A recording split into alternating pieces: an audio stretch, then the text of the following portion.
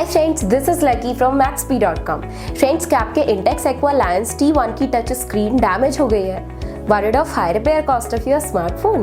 Don't worry, you can now buy high quality replacement touch screen for your original Intex Aqua Lions T1 at a very affordable price from Maxbhi.com and can fix your phone yourself at home or get it repaired by any professional very easily। जी हाँ दोस्तों, आप हमारी website Maxbhi.com से अपने Intex Aqua Lions T1 की नई touch screen खरीद के अब बहुत ही कम दामों में अपने फोन को सही कर सकते हैं। This touch screen is a 100% genuine quality product which works similar to your original product with a perfect fit for your Intex Aqua Lions T1। इस टच स्क्रीन को पहले हमारी क्वालिटी टीम द्वारा चेक और इंस्पेक्ट किया जाता है और क्वालिटी एश्योर होने के बाद ये टच स्क्रीन आपको भेजी जाती है। साथ ही साथ हर Intex Aqua Lions T1 की touch screen Maxbhi trust replacement warranty के साथ आती है, जिससे आप श्योर हो सकते हैं कि प्रोडक्ट खरीदने के बाद आपको कोई भी परेशानी नहीं आएगी। फ्रेंड्स, Maxbhi.com पर ऑर्डर करना बहुत ही इजी और सिंपल है।